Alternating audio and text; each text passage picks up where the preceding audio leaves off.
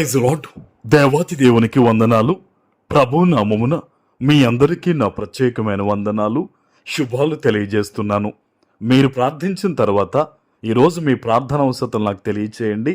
ఈరోజు జరిగే ఉపవాస ప్రార్థనలో నేను మీకోసం ప్రార్థిస్తాను. ఈ దినము కొరకు ఏర్పాటు చేయబడిన దేవుని వాగ్దానము యెషయా గ్రంథము 54వ అధ్యాయము 4వ వచనము. భయపడకుము, నీవు సిగ్గుపడనక్కర్లేదు. అవమానమును తలంచుకుము, నీవు లజ్జపడనక్కర్లేదు. నీవు నీ బాల్యకాలపు సిగ్గును మరచుదువు. దేవుని నామానికి మహిమ కలుగునుగాక. ఈ ఉదయకాల సమయంలో సర్వ సృష్టికర్త అయిన నీ తండ్రి నిన్ను ఆశీర్వదించి గొప్ప వాగ్దానాన్ని నీకు అందిస్తూ ఉన్నారు. హల్లెలూయా. ఏ విషయములో అయితే ఈరోజు నువ్వు ఆలోచన చేస్తూ ఉన్నావో, చెప్పాలంటే నీ హృదయ అంతరంగంలో భయపడుతూ ఉన్నావో, ప్రభు ఎరిగినవాడు గనక నీతో ఈ వాగ్దానం ద్వారా ఆయన మాట్లాడుతున్నారు. భయపడొద్దు.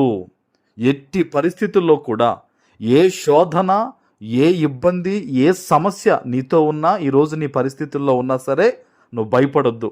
ఈ రోజు నుంచి కూడా యేసు నామమును ప్రకటించే వ్యక్తిగా నువ్వు ఉండాలి. యేసయ్య నాకు తోడున్నారు, యేసయ్య నాతో ఉన్నారు గనక నేను భయపడను. సాతానా, నా జీవితం, నా పరిస్థితుల్లోంచి యేసు నామంలో నువ్వు పోవునుగా కానీ నువ్వు ప్రవచించి ప్రార్థన చేసే వ్యక్తిగా ఉండాలి. ఆమేన్. ఈరోజు దేవుడు చెప్తున్నాడు నేను భయపడొద్దని. మనుషులు కాదు, ఒక సేవకుడు, సేవకురాలు కాదు నీతో ఈ మాట చెప్తుంది. దేవుడు చెప్తున్నాడు ఈరోజు నీ జీవితాన్ని ఉద్దేశించి భయపడొద్దు అని. ఆయన భయపడొద్దని చెప్పాడు అంటే నువ్వు ఎంతో ధైర్యంగా ఉండాల్సిన పరిస్థితి. ఆయన ఏమంటున్నాడు, నీవు సిగ్గుపడనక్కర్లేదు.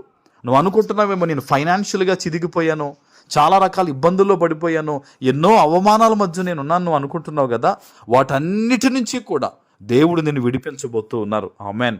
నువ్వు ఎక్కడెక్కడ దిగజారిన పరిస్థితుల్లోకి వెళ్ళావో మరలా ఆ స్థితిగతులు అన్నిటిలోంచి దేవుడు నిన్ను లేవనెత్తి ఉన్నతమైన స్థలములో దేవుడు నిన్ను నిలబెట్టబోతూ ఉన్నారు. ఆమేన్. విశ్వాసంతో ప్రార్థన చేయి.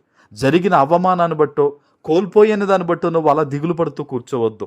యేసయ్యను బట్టి తిరిగిలే. ఆయన నిన్ను ఈ లోకములోకి ఎందుకు వచ్చాడో తెలుసా? నిన్ను లేవనెత్తడానికి వచ్చాడు ఆయన.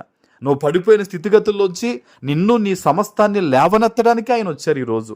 నువ్వు గుర్తుపెట్టుకో, ఆయన నీతో మాట్లాడుతున్నాడు. నిన్ను భయపడొద్దని చెప్తున్నాడు, నిన్ను లేవమని చెప్తున్నాడు ఆయన. ఎట్టి పరిస్థితుల్లో కూడా ఇక మీదట నుంచి నువ్వు సిగ్గుపడే పరిస్థితులు ఇక మీదట రావు. అవమానము నువ్వు తలుంచుకోవద్దు, నీవు లజ్జపడనక్కర్లేదు. నీవు నీ బాల్యకాలపు సిగ్గును మరుచుదు అట. నువ్వే ఒకరోజు సాక్ష్యం చెప్పబోతున్నావు. ఒకరోజు మేము అలా ఉన్నామండి, కొన్నాళ్ళ క్రిందట మేము ఎలాంటి అవమానాలు పడ్డామండి, దేవుడు మమ్మల్ని లేవనెత్తి ఈరోజు దేవుడు మమ్మల్ని ఆశీర్వదించారని నువ్వు యేసు నామంలో సాక్ష్యం చెప్పబోతూ ఉన్నావు. ఆమేన్. ఎక్కడ నుంచి, ఎలాంటి పరిస్థితుల మధ్య ఈరోజు నువ్వు దేవుని వాగ్దానాన్ని వింటున్నావో, సేవకునిగా చెప్తున్నాను, ఈ వాగ్దానం ఎత్తిపెట్టి ప్రార్థన చేయి. దేవుని పాదాల వద్ద కన్నీరు గార్చు. విశ్వాసంతో దేవుణ్ణి అడుగయ్యా, నా జీవితంలో నేను సాక్ష్యం చెప్పుకునే విధంగా నన్ను బలపరిచి నన్ను లేవనెత్తండి ప్రభువా. ఇది నీ వల్లే అవుతుంది ప్రభువా. నేను భయపడినయ్యా, నేను నిన్ను బట్టి నేను ధైర్యంగా జీవిస్తానయ్యా అని విశ్వాసంతో ఈరోజు ఈ వాగ్దానం ఎత్తిపెట్టి నువ్వు ప్రార్థన చేయి. యేసు నామంలో ఈ వాగ్దాన ఫలాన్ని నువ్వు పొందుకోబోతున్నావు. నువ్వు గొప్ప దీవెన నువ్వు పొందుకుని అనేక మంది ఎదుట సాక్షిగా నిలబడబోతున్నావు. ఆమేన్. ప్రార్థన చేసుకుందాం. పరిశుద్ధుడా, ప్రేమ కలిగిన తండ్రి, మీకు వందనాలు ప్రభువా.